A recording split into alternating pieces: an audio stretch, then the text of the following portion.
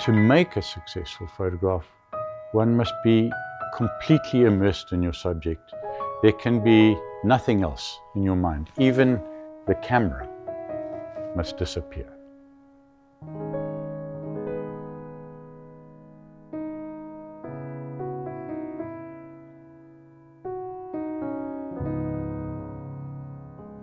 My name is Peter Pickford.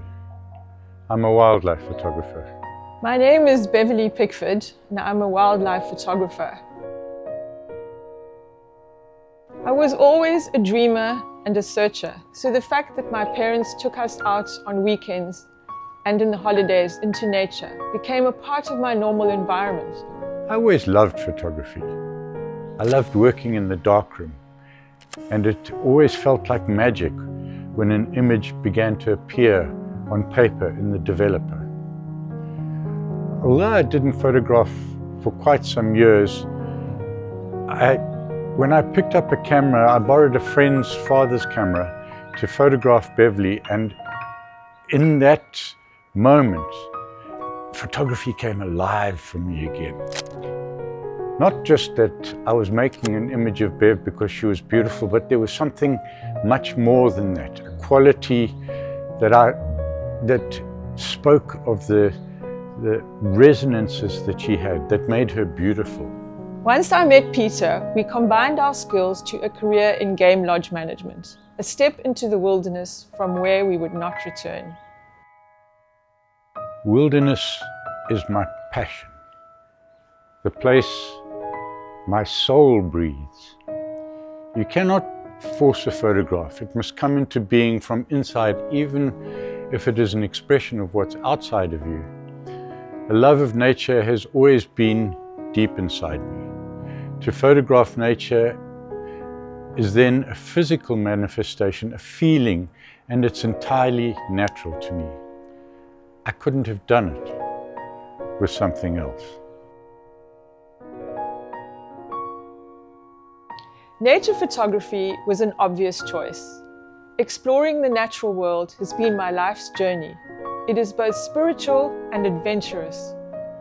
As I spent more time out there, I realized how many answers to being human and our place on the planet are answered in nature. I wanted to share this journey. Photography was the tool that would give this journey meaning and purpose.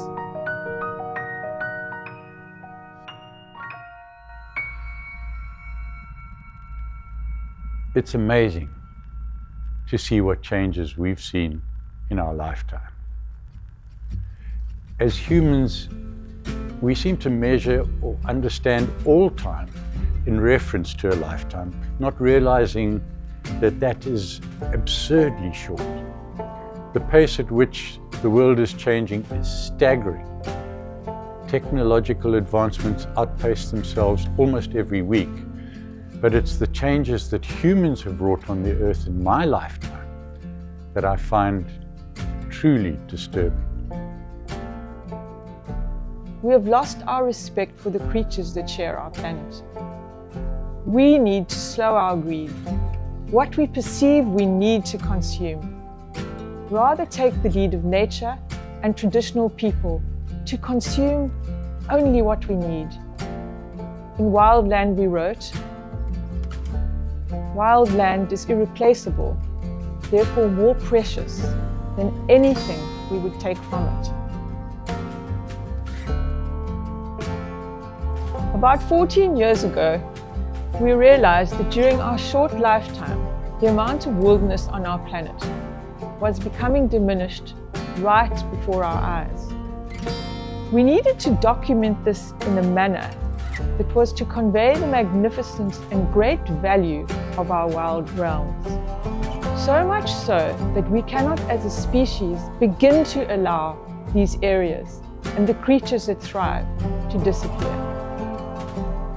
There was only one way to do this, and that was to visit each continent for wild land and each ocean for wild ocean and see for ourselves. What drove us to make Wild Land and Wild Ocean is two principal things. The books are an urgent call to awareness of what remains and how exquisite wilderness is. We have put every ounce of our experience into making these two books that we believe one cannot read and not be moved by. This, we hope, will encourage enough people and some of influence who can then join our call to protect and encourage the diversity of what remains, and thereby spread a movement of concern and ultimately help conserve the treasure of what is wild.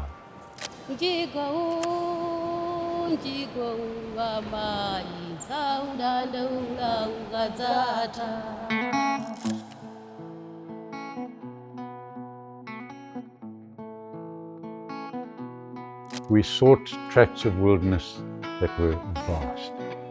We wanted to see if there were still places on the planet what was wild existed beyond man-imposed boundaries. What we discovered was that they still do exist, which gave us great hope. We were divided by devastation and hope. But we realized with powerful social media and beginning right here at home, joining a team of incredible activists, things can change. Humans must be prepared to change. Scientists have shown that all over the world, oceans protected and left alone can recover. It is simply up to us. Making Wild Ocean took us to all the oceans of the world, including the polar oceans.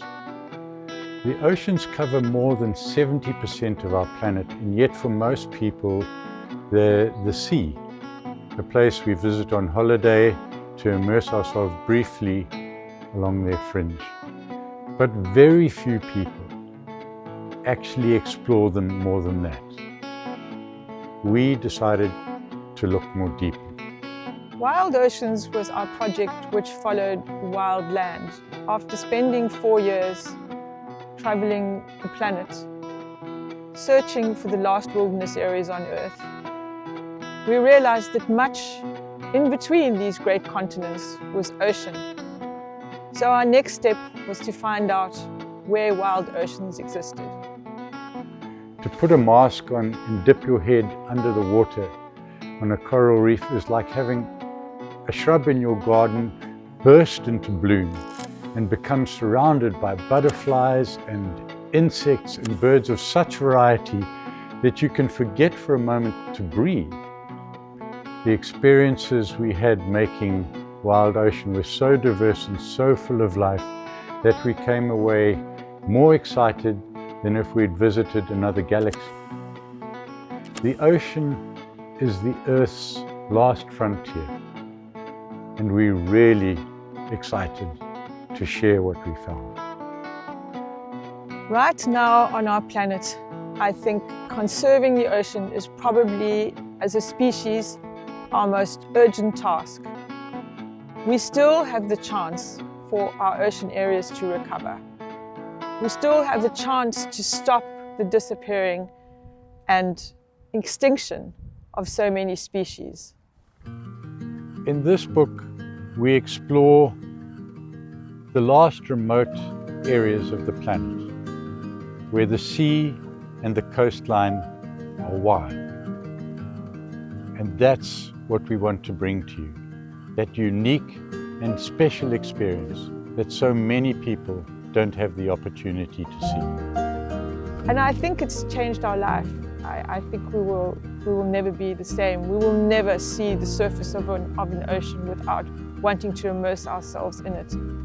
I really hope that you find our book and pick it up and leaf slowly through it, because then you will know the feeling we're talking about, how important it is to conserve what is wild, still wild, on this planet.